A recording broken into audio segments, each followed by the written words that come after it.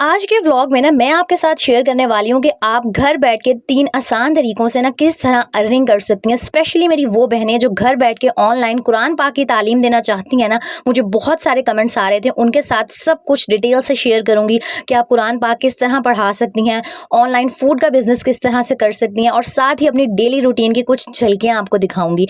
Useful सी home making tips share करूँगी जो हमेशा अपनी बहनों के साथ शेयर करती हूँ ताकि आपकी लाइफ आसान बन सके। तो आपने करना सिर्फ ये है कि आज का व्लॉग पूरा देखना है ताकि कोई भी जो पॉइंट है ना वो आप मिस ना कर सकें।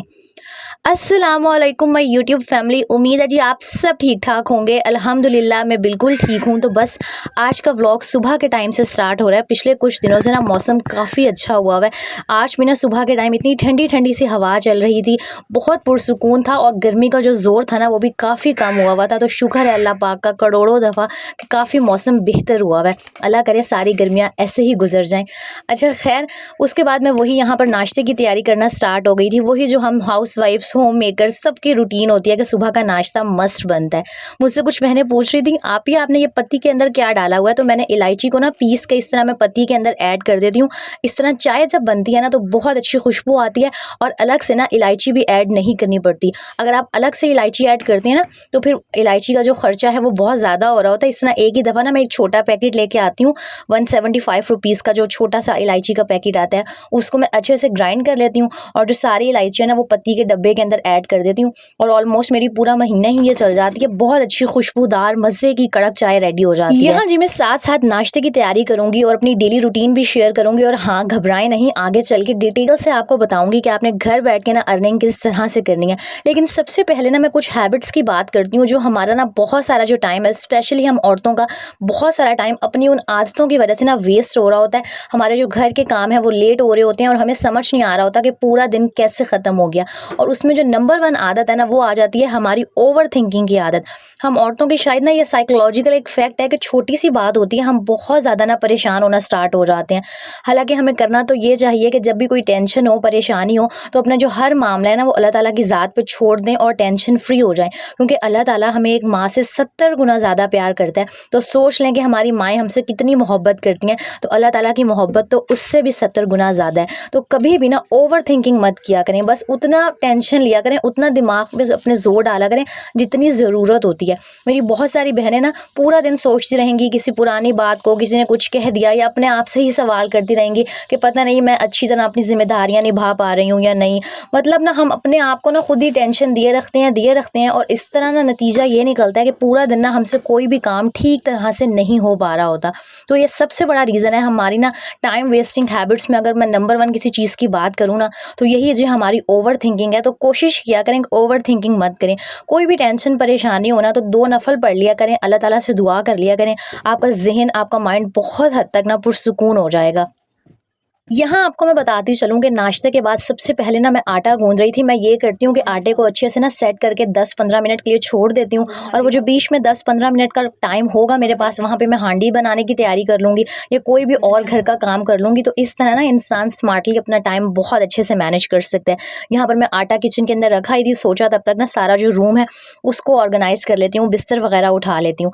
अच्छा, मैं बात करी थी हमारी टाइम वेस्टिंग हैबिट्स में, तो उसमें ना एक आदत ये आ जाती है कि अक्सर हम अपने पास्ट के बारे में, माजी के अंदर फंसे रहते हैं कि ऐसा हो गया, पछतावा। मतलब जब एक चीज़ गुजर गई है ना, आप बस ये सोचा करें कि जो हो गया ना उसको हम चेंज नहीं कर सकते। कहते हैं ना कि हर चीज़ में अल्लाह की मसलियत है। तो आपके पास्ट में, आपके माजी में जो भी हुआ है, जो हो गया है ना, उसको भूल जाएं और अपने ना फ्यूचर के बारे में सोचा करें। बल्कि मैं तो ये कहूँगी कि बस पास्ट और फ्यूचर की टेंशन छोड़ के ना प्रेजेंट में रहना सीखें। जो है ना ज़िंदगी की छोटी छोटी खुशियाँ, इनको एंजॉय करें क्योंकि पता नहीं लगता आजकल ज़िंदगी का, आज हम हैं कल नहीं। तो बजाय इसके कि आप टेंशन लें और सोचती रहें और अपने आप को हर वक्त हलकान किए रखें ना, अपने घर में, अपने बच्चों में, अपनी फैमिली के कामों में अपनी रूटीन को इस तरह से सेट करें कि आपके पास ये फजूल सोचों का जो है ना टाइम ही ना रहे। आप लोग खुद ना मुझे ईमानदारी से कमेंट करके बताइएगा कि अक्सर ऐसे होता है ना कि हम या तो कोई फजूल की ओवर थिंकिंग करते रहते हैं, सोचते रहते हैं या अपनी किसी पास्ट की बात की वजह से परेशान होते रहते हैं कि काश मैं ये बोल देती, काश ऐसा हो जाता। और इसकी वजह से ना हमारा दिमाग इतना थक जाता है कि हमसे फिजिकली भी कोई काम नहीं किया जा रहा होता। पूरा दिन हम इन्हीं सोचों में गुम रहते हैं। बच्चे स्कूल से आ जाते हैं, हस्बैंड ऑफिस से आ जाते हैं, घर का काम नहीं हुआ होता। तो सबसे पहले मेरी वो बहनें जो ओवर थिंकिंग करती हैं ना, हर चीज़ की टेंशन लेती हैं, अपनी इस आदत आदत को दूर करें। और इस आदत को दूर करने का सबसे आसान हल ये है कि अपने आप को ना बिज़ी रखने की कोशिश किया करें। और बिज़ी रखने से मुराद मेरी ये नहीं है कि आप फ़िल्में, ड्रामे ये सब कुछ देखें, बल्कि किसी प्रोडक्टिव काम में ना जो अपना टाइम है उसको सर्व किया करें। प्रोडक्टिव से मेरी मुराद ये है कि आप अच्छे-अच्छे यूट्यूब के वीडियोज़ देख सकती हैं जिसमें आपको कोई मोटिवेशन वाली बात सिखाई जाए। आप अर्निंग के तरीके तलाश कर सकती हैं। अच्छा, मुझे डेली बेसिस पर इतने कमेंट्स आ रहे होते हैं, आप भी हमें बताएं हम यूट्यूब चैनल किस तरह बनाएं। और फिर मैं हैरान हो रही होती हूँ, यार मैं इतनी दफ़ा बता चुकी हूँ, मैंने इतनी दफ़ा वीडियोज़, अब तो 2-3 दफ़ा वीडियोज़ भी बना दी हैं कि मेरी जो भी बहनें यूट्यूब के चैनल्स बनाना चाहती हैं ना यार, यूट्यूब पे आप सर्च करें, आपको सब कुछ मिल जाएगा। देखिए, मेरा टेक का चैनल नहीं है, मैं यहाँ पर ना आपको इस तरह स्टेप बाय स्टेप आगे चैनल बनाना, ये सब कुछ करना नहीं सिखा सकती। मैं सिर्फ आपको एक गाइडलाइन दे सकती हूँ कि ना आप इस तरह कर लें, इस तरह कर लें। लेकिन उसके बावजूद मुझसे यही पूछा जा रहा होता है, तो मैं कभी कभी सोच रही होती हूँ शायद आप मेरे जो व्लॉग्स हैं ना वो गौर से नहीं देखते हैं। तो ओवर थिंकिंग से जान छुड़ाना चाहती हैं ना, अपनी फजूल की जो शैतानी हमें वसवसे आ रहे होते हैं उनसे निकलना चाहती हैं, तो कोशिश किया करें कि कोई ना कोई स्किल सीख लें और उस हुनर को आप यूज़ करके ना आजकल के महंगाई के दौर में कुछ ना कुछ अर्न कर सकें। आपकी एक तो है, आप फाइनेंशियली इंडिपेंडेंट भी हो जाएंगी, और ये जो आपकी ओवर थिंकिंग की आदत है ना, जो हम फजूल की टेंशन्स लेते हैं, इससे भी आपकी काफ़ी हद तक ना जो है जान छूट जाएगी। खैर, यहाँ आपको बता दूं कि सुबह का नाश्ता हो गया था, आटा मैंने गूंद लिया था, जो कमरा था काफ़ी हद तक ऑर्गेनाइज हो गया था। यहाँ पर जी मैंने हांडी भी चढ़ा दी थी। अब जब तक ये जो है ना मेरी हांडी रेडी होगी, मतलब प्याज वगैरह ब्राउन होंगे और जो मसाला वगैरह भुनेगा ना, तब तक मैं बाकी काम कर लूँगी। लेकिन साथ ही साथ सबसे पहले मैं आपके साथ शेयर करती हूँ आज डिटेल से कि आप घर बैठ के ऑनलाइन कुरान पाक की तालीम किस तरह दे सकती हैं, अपना फूड का बिज़नेस किस तरह से स्टार्ट कर सकती हैं। क्योंकि जब मैंने व्लॉग बनाया था ना कि जिसमें मैंने बताया था 5 अर्निंग के तरीके, तो उसमें मुझे यही कमेंट्स आ रहे थे कि आप ही हमें बताएं कि हमें स्टूडेंट्स, हमें कस्टमर्स किस तरह से मिलेंगे। तो आपने इस वीडियो का कोई भी पार्ट, कोई भी मिनट, कोई भी सेकंड ना मिस बिल्कुल नहीं करना। उस वीडियो में मैंने 5 तरीके बताए थे, लेकिन आज मैं 3 आपके साथ ना डिस्कस करूँगी, बल्कि जो 2 है ना वो बहुत ही डिटेल से करूँगी। सबसे पहला था यूट्यूब चैनल बना के अर्निंग कर सकती हैं, इस पे मैं बहुत दफ़ा बात कर चुकी हूँ, मज़ीद नहीं करूँगी। नेक्स्ट था कि आप ऑनलाइन ना ट्यूशन्स प्रोवाइड कर सकती हैं, कुरान पाक की तालीम दे सकती हैं। अगर आपकी एजुकेशन अच्छी है तो आप स्कूल के बच्चे पढ़ा सकती हैं। लेकिन सबसे ज़्यादा मुझसे पूछा गया कि ऑनलाइन कुरान मजीद किस तरह से पढ़ाया जा सकता है। तो देखें, बहुत सारे तरीके हैं। या तो आप जो आपके इर्द गिर्द के लोग हैं, कुछ होती हैं ना ऐसी फैमिलीज़ जो अपने बच्चों को बाहर नहीं भेजना चाहती हैं किसी भी चीज़ के लिए, तो आप उनसे बात कर सकती हैं। मुख्तलिफ जो आजकल बड़ी बड़ी सोसाइटीज़ बनी हुई होती हैं, वहाँ के पेरेंट्स चाह रहे होते हैं कि उनके बच्चों को ना घर पे कुरान पाक की तालीम मिल जाए, तो आप उनके घर जाके बच्चे पढ़ा सकती हैं। या फिर आजकल क्या कहते हैं, डिफरेंट सोशल मीडिया ऐप्स होती हैं, उनके थ्रू वीडियो कॉल पे बच्चों को पढ़ा सकती हैं। इसके अलावा सोशल मीडिया का आप सहारा ले सकती हैं। फेसबुक पे डिफरेंट ग्रुप्स बने होते हैं, वो ज्वाइन कर लें। व्हाट्सएप पे अपनी प्रमोशन करें। इंस्टाग्राम, टिकटॉक पे अक्सर आपने ना लोगों के कमेंट सेक्शन में देखा होगा कि किसी ना किसी मेरी बहन का, ख़वातीन के कमेंट्स आए हुए होते हैं कि अगर आपको ऑनलाइन कुरान की टीचर चाहिए तो ये हमारा व्हाट्सएप का नंबर है, या ये कॉन्टैक्ट का तरीका है। तो इस तरह ना डिफरेंट सोशल मीडिया प्लेटफॉर्म्स पे जाके आप अपनी प्रमोशन कर सकती हैं। मसला ये है कि आपने कोशिश करनी है। हम कोशिश नहीं करते, हमें पहले ही ना पकी पकाई खीर, पका पकाया हलवा हम चाह रहे होते हैं कि हमें पकी पकाई ना बस चीज़ मिल जाए। तो लाइफ में ऐसा कुछ नहीं होता, आपको हर चीज़ के लिए ना कोशिश करनी पड़ती है, और जो कोशिश करता है कामयाबी भी अल्लाह ताला उसी को देता है। तो मेरी वो तमाम बहनें ना जो चाहती थी कि हमें बताया जाए कि हम कुरान किस तरह पढ़ाएं, तो मैंने आपको बता दिया है कि आप इंस्टाग्राम, फेसबुक, टिकटॉक पे जो लोगों के कमेंट सेक्शन होते हैं वहाँ जाके ना कमेंट्स कर सकती हैं कि अगर आपको ज़रूरत है तो ये हमारा नंबर है। बाकी आप अपने जो नेबरहुड है, रिलेटिव्स हैं, फ्रेंड्स हैं, उनको बता सकते हैं। इस तरह आपके पास स्टूडेंट्स आ सकते हैं। या सबसे अच्छा तरीका आसान भी कि अपने घर के बाहर लिख के लगा दें कि जी आप यहाँ पर कुरान की तालीम देती हैं।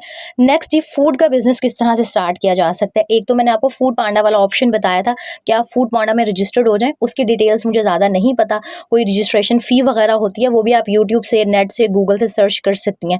बाकी अगर आप रजिस्टर्ड नहीं होना चाहती हैं, आप चाहती हैं कि कोई आपको मतलब इन्वेस्टमेंट वगैरह, रजिस्ट्रेशन फ़ी वगैरह पे ना करनी पड़े, तो डिफरेंट हॉस्टल से रब्ता कर सकती हैं, ऑफिस से कर सकती हैं।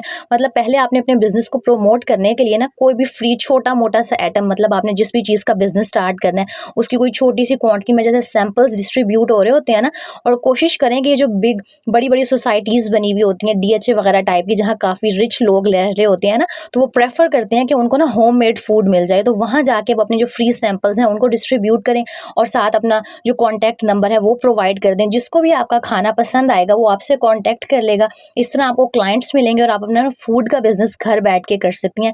बहुत अच्छा ऑप्शन है आजकल ना ये अर्निंग करने का। दूसरा, हॉस्टल्स में ना मेस की फैसिलिटी होती है, तो वहाँ पर भी अक्सर जो ख़वातीन है वो घर से खाना बना के भेज रही होती हैं। हॉस्टल से डिफरेंट रब्ता कर सकती हैं। ऑफिस में जो दोपहर का 12-1 बजे का टाइम है ना, लंच चाहिए होता है, तो वो लोग प्रेफ़र कर रहे होते हैं कि कोई ना ख़वातीन हमें इस तरह की मिल जाएँ जो घर से खाना बना के भेजें। तो इस तरह ना बहुत सारे तरीके हैं, आपने करना ये है कि थोड़ा-सा, हम सबके पास आजकल स्मार्टफ़ोन है, इंटरनेट की फ़ैसिलिटी है, कि आपने खुद सर्च करना है। जब खुद सर्च करेंगी तो फिर रास्ते भी मिलते जाएँगे। हम चाह रहे होते हैं कि हमें खुद मेहनत ना करनी पड़े। आपको मैं सीधी-सी बात बता देती हूँ, आपने कोई भी काम करना है ना ज़िंदगी में, कुछ भी करना है, तो उसके लिए थोड़ी-सी खुद रिसर्च करना सीखें। थोड़ी बहुत गाइडलाइन मैंने आपको प्रोवाइड कर दिया कि इस तरह कस्टमर्स मिल सकते हैं प्रमोशन के थ्रू और सोशल मीडिया ऐप्स के थ्रू। बाकी अब आपका आगे काम खुद है कि आपने क्या करना है, क्या नहीं करना। बहुत सारे कमेंट्स आ रहे थे, इसलिए मैंने सोचा कि अपनी बहनों को ना आज डिटेल से बता देती हूँ। बाकी यहाँ वही मैं अपना जो दोपहर का खाना था ना, वो रेडी कर रही थी।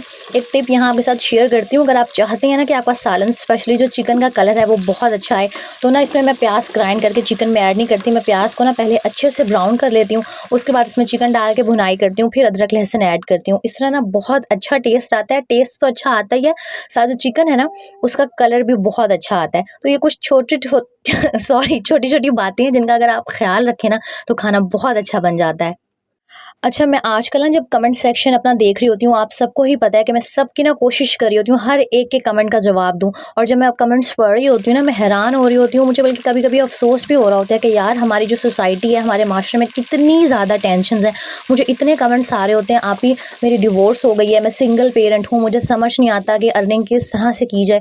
मैं समझ सकती हूँ यार, आजकल के महँगाई के दौर में एक अकेली औरत का सर्वाइव करना ना कितना मुश्किल है, और मेरी इन वीडियोज़ को बनाने का, आप लोगों को गाइडलाइन देने का मकसद ही यही है कि शायद मेरी वीडियो ना किसी के लिए अर्निंग का सबब बन जाए और कोई मुझे दुआएं दे। तो आप लोगों से भी ना मैं यही कहना चाहूँगी कि अगर अल्लाह ने आपको कोई हुनर दिया है, स्पेशली अगर आप कोई चीज़ जानते हैं, आपको किसी के पास इन्फॉर्मेशन है ना, मैंने देखा है आजकल लोगों को बहुत कुछ पता होता है, लोग ऑनलाइन ना अर्न भी कर रहे होते हैं, लेकिन उनकी ये कोशिश होती है कि वो ना दूसरों की हेल्प ना करें। और मेरा मानना ये है कि अगर अल्लाह ताला ने आपको किसी के लिए मदद का ज़रिया बना दिया है ना, तो इससे अच्छी तो कोई बात है ही नहीं। लोग छुपा रहे होते हैं, उन्हें लग रहा होता है कि अगर हम किसी को बता देंगे ना कि हम इस तरह पैसे कमा रहे हैं, तो यार अगला इंसान भी पैसे कमाने लग जाएगा। मुझे समझ नहीं आती लोगों की इस तरह की सोच पे, लेकिन इस तरह होता है। मैंने बहुत सारे ऐसे लोग देखे हैं कि वो ऑनलाइन अच्छा खासा अर्न कर रहे होते हैं, और जब उनसे पूछो ना कि आप किस तरह से कमा रहे हैं, तो वो बताते नहीं हैं, वो 100 बहाने बना देते हैं। तो आप, अगर जो मेरी प्यारी सब्सक्राइबर्स मुझे देख रही हैं ना, उनसे मैं यही कहना चाहूँगी कि अगर आपके पास कोई हुनर है या आप किसी की मदद कर सकती हैं ना, तो ज़रूर किया करें, क्योंकि जब इंसान सच्ची नीयत, साफ़ नीयत के साथ किसी के काम आता है ना, तो अल्लाह ताला बहुत खुश होते हैं और आपके भी रिस्क में ना बरकत होती है। तो इन छोटी-छोटी बातों का ख़्याल और ध्यान ना लाज़मी रखा करें। बाकी यहाँ आप सबसे बातें करते-करते मैंने घर के ऑलमोस्ट काफ़ी सारे काम कर लिए थे। खाना भी ऑलमोस्ट रेडी होने वाला था, बस चिकन की भुनाई हो रही थी, साथ मैंने सफाई भी कर ली थी, और जी मेरी रोटियाँ भी बन गई थी दोपहर की। मेरी कोशिश होती है कि ज़ोहर की नमाज़ से पहले ना मेरे घर के जो ऑलमोस्ट सारे काम हैं वो हो चुके हों।